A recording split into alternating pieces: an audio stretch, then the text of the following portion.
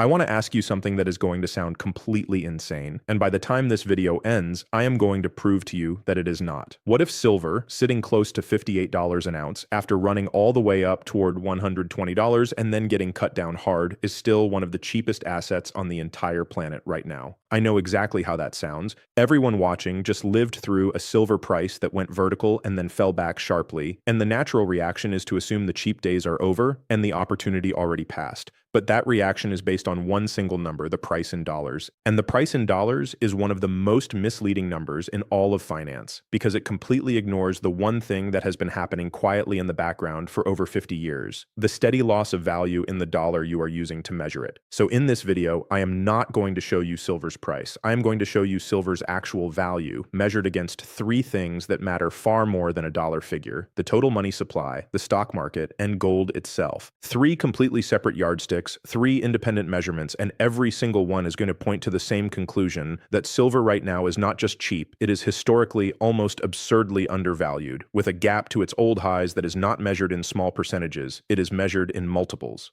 Welcome back to Macro Bullion. I am Alex James, and this channel exists to break down gold, silver, and the global economy the way an independent analyst should. Straight numbers, straight reasoning, no noise. If you are new here, hit subscribe because we cover setups like this well before most financial media even touches them. And if you stay to the end, I am going to give you my own honest take on the timing of all this, because a thesis this big deserves a cold, clear head, not just excitement. Let's start with the most important yardstick of all, because it goes straight to the heart of why price on its own lies to you, the ratio of silver to the money supply. There is a measure called M2, which is essentially the total pool of dollars in existence across currency, deposits, and everything in between. That pool has been expanding for decades, and every additional dollar created makes the ones already sitting in your account worth slightly less. That is the actual mechanism behind inflation, the money supply growing faster than the real goods and services in the economy, which means if you want to know whether silver is genuinely cheap or expensive, looking at the dollar price alone tells you almost nothing because the dollar itself keeps shrinking. You have to measure silver against the size of that money pool instead. And when you do that, the picture changes completely, which is exactly what we are going to walk through next. Here is where the money supply comparison gets genuinely eye-opening. When you index the ratio of silver to M2 for easy comparison across decades, it peaked at a reading of 1008 back in 1980 during the Hunt Brothers silver squeeze. It peaked again at 171 in 2011 during the last major precious metals bull run. And today, after the entire recent rally, after silver's run toward its January 2026 all-time high of $121.67,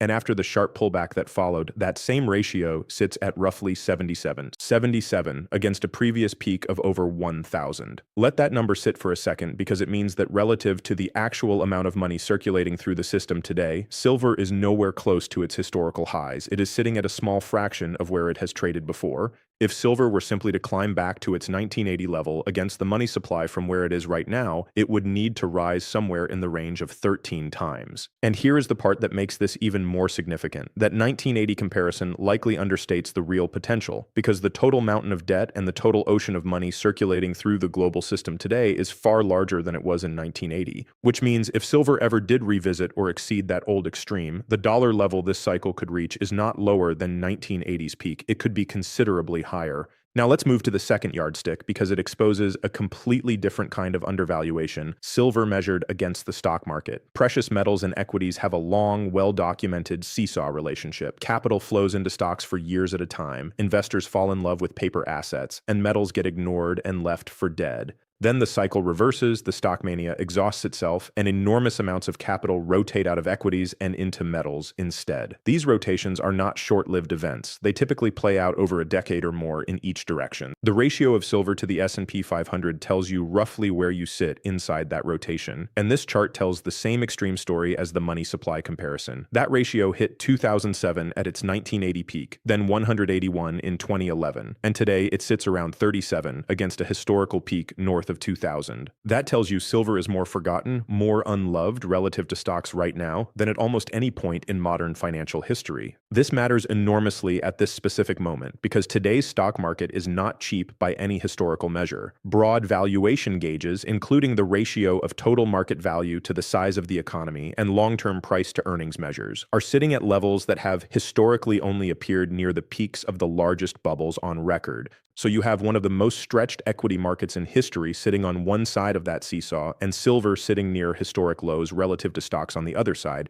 When that seesaw eventually tips, and history says it always eventually does, the capital that exits a deflating stock bubble has to land somewhere, and a large share of it has historically ended up flowing into precious metals. Now let's bring in the third yardstick because it completes the picture in a very clean way: silver measured directly against gold. This is the ratio you have probably heard mentioned before, but it fits perfectly into everything we have just covered. For most of financial history, the relationship between the two metals traded far tighter than it does today. Under the U.S. Coinage Act of 1792, the ratio was fixed at 15 to 1. Across the 20th century as a whole, it averaged closer to 47 to 1. Even in the modern, fully market-driven era since 1970, a comprehensive Silver Institute commissioned study puts the long-run statistical equilibrium at just under 60 to 1. As of the past week, that ratio is sitting around 69 to 70 to 1, meaning it currently takes roughly 70 ounces of silver to buy a single ounce of gold. That is near the upper end of the modern historical range of 50 to 80 to 1, and it is a level that, historically, has tended to precede periods where silver outperforms gold rather than the other way around. For comparison, during the extreme panic of the COVID crash in March and April of 2020, that ratio briefly spiked to roughly 125 to 1, an outlier event driven by pure liquidity stress, not by fundamentals. The point is, even relative to gold, the one asset that is supposed to be its closest peer, silver is trading cheap by nearly every historical benchmark you can apply. So now step back and look at what you actually have in front of you. Three completely different measuring sticks. Silver against the money supply, pointing to deep undervaluation. Silver against the stock market, pointing to deep undervaluation. Silver against gold, pointing to the same conclusion. These are not three versions of the same chart dressed up differently. They are three independent windows into the same underlying truth, and all three agree with each other. The dollar price of silver near $58 is, in a sense, an illusion. It is the real value of silver measured against money, against stocks, and against gold that tells the actual story, and that story is of a coiled spring compressed to one of the tightest points in the last 50 years. The problem, and this is the part most people miss, is that being cheap on a ratio chart does not guarantee anything happens on any particular timeline. An undervalued asset can stay undervalued for years before the market ever corrects the imbalance. So the real question is not whether silver is cheap by these measures. The numbers are fairly unambiguous on that front. The real question is what actually forces that gap to close, and how realistic is it that those forces show up anytime soon? That is exactly what we need to dig into next, because this is where the thesis either holds up under scrutiny or falls apart. So what would actually force these ratios to close? Two forces are doing most of the work here, and they are worth taking seriously because they are not hypothetical. They are already partly visible in the data. The first is the underlying supply and demand picture for physical silver itself. According to the Silver Institute's World Silver Survey 2026, the market has now posted 6 consecutive years of structural supply deficits, with this year's shortfall estimated at 46.3 million ounces. Cumulative drawdowns from above-ground stockpiles since 2021 have reached roughly 762 million ounces, which is the equivalent of close to 9 months of total global mine supply already absorbed by industrial and investment demand combined. Around 58% of total silver demand today comes from industrial uses, solar panels, semiconductors, EV components, and medical devices, which ties a large share of silver's demand directly to the pace of global economic growth, unlike gold, which trades almost purely as a monetary and safe haven asset. That industrial link explains a good part of silver's recent underperformance relative to gold. Through July 2026, the Federal Reserve's rate path has remained genuinely uncertain, and when markets price in a higher chance of continued rate hikes, expectations for global growth soften, and silver's industrial demand outlook softens right alongside it. That is a big part of why the gold-silver ratio widened out to around 70 to 1 in the first place, even as the physical supply deficit kept deepening underneath the surface. The second force is the money supply side we already covered, the simple, relentless expansion of the total pool of dollars in the system, which continues regardless of where the ratio sits on any given week. Now here is where the honest caveats come in, because a thesis built on numbers like 13 times and several $100 silver targets demands a clear head, not just excitement. First, cheap can stay cheap for a long time. These ratios describe an extraordinary setup. They do not give you a timeline. An undervalued asset can remain undervalued for years before it reverts. So treat this as a map of the destination, not a schedule for the journey. Second, these are cycle length projections, not next week price targets.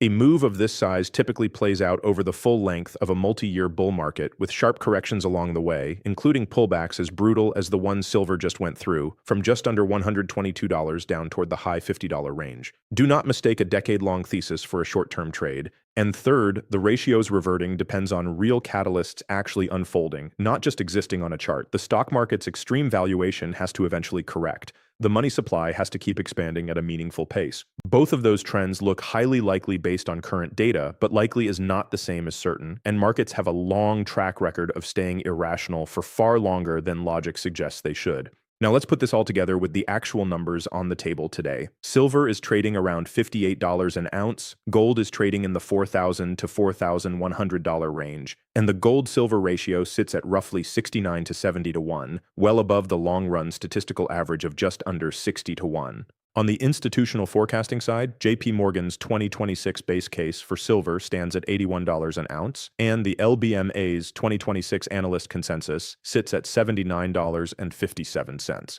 Both of those targets imply a meaningful compression in the ratio from where it sits today, closer to the 50 to 55 to 1 range that has shown up at points during prior bull cycles. My own read on this, and again, this is analysis, not financial advice, is that the 3-ratio case is genuinely one of the stronger long-term value arguments in the entire metals space right now. Precisely because it is not built on one chart, it is built on 3 independent measurements that all happen to agree with each other. That kind of convergence does not happen very often, and it is worth paying attention to when it does. At the same time, the supply deficit story adds a real physical, non-speculative leg to the thesis. This is not purely a monetary argument. There is an actual shortage of metal being absorbed year after year. Where I stay disciplined is on timing and on risk management. $50 on a weekly closing basis remains the level I am watching most closely on this channel. Lose that level convincingly, and the near-term picture gets rougher, regardless of how compelling the long-term ratios look on paper. Numbers like several $100 silver targets are cycle-length projections tied to a full stock market unwind and continued monetary expansion actually playing out, not predictions for next month or even next year. Treat them accordingly. That is where I will leave today's breakdown. If this changed how you think about silver's price versus its actual value, make sure you are subscribed to Macro Bullion, because we track these ratios, the gold-silver spread, and the physical supply data every single month right here on this channel. Drop a comment and tell me honestly, before this video, did you think silver was expensive or cheap after the pullback from its highs? And has seeing these 3 ratios changed your answer? And a second question for the comments, which happens first in the next few years, silver breaking back above its old high, or the stock market finally having its reckoning? Make your case below. As always, this is not financial advice. I am not a licensed financial advisor, so please do your own research and speak with a professional before making any investment decisions,